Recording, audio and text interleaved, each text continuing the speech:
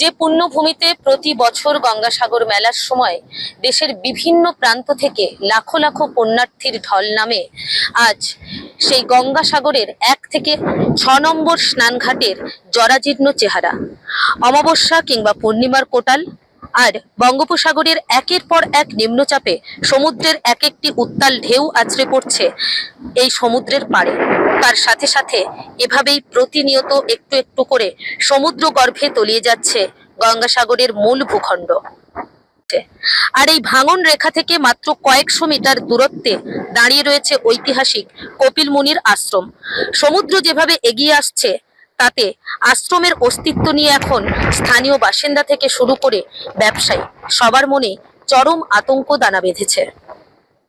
স্থানীয় বাসিন্দাদের অভিযোগ, প্রতি বর্ষার সময় অমাবস্যা এবং পূর্ণিমার কোটাল এবং নিম্নচাপের জেরে লাগাতার ভাঙন জারি থাকে এই গঙ্গাসাগরের সমুদ্র পাড়ে। আর শীতের সময় অর্থাৎ গঙ্গাসাগর মেলা আসলেই তার আগে কোটি কোটি টাকা বরাদ্দ করা হয় মেরামতির জন্য। তবে সেই বরাদ্দ টাকায় শুধুমাত্র জোড়াতালির সাময়িক মেরামতিই হয়, অথচ কাজের কাজ কিছুই হচ্ছে না। তৃণমূল সরকারের আমলে প্রায় 16 কোটি টাকা খরচ করে আমফান পরবর্তী সময়ে এই জায়গাতে অত্যাধুনিক টেট্রাপড প্রযুক্তি দিয়ে সমুদ্র বাঁধ দেওয়া হয়েছিল, কিন্তু 2023 সালের মধ্যেই সেই বাঁধের চিহ্নটুকুও একেবারে মুছে গিয়েছে।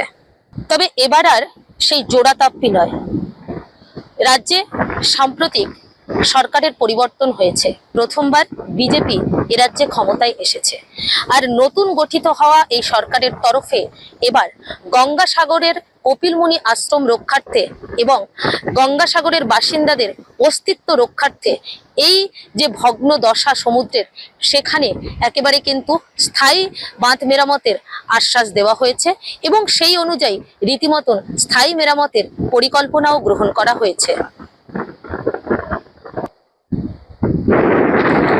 আগামী 2027 সালের গঙ্গাসাগর মেলাকে আন্তর্জাতিক মেলা হিসেবে বিশ্বের দরবারে তুলে ধরার রূপরেখা তৈরি হয়েছে ইতিমধ্যেই। জেলা এবং রাজ্য প্রশাসনের আধিকারিকেরা দফায় দফায় পরিস্থিতি পরিদর্শনও করছেন। তবে কোটি টাকার প্রশ্ন এটাই, যেখানে প্রতি মুহূর্তে মূল ভূখণ্ডই ক্ষয়ে যাচ্ছে, সেখানে আন্তর্জাতিক মেলার চোখ ধাঁধানো আয়োজনের আগে এই প্রকৃতির রুদ্ররূপকে ঠেকানো যাবে তো?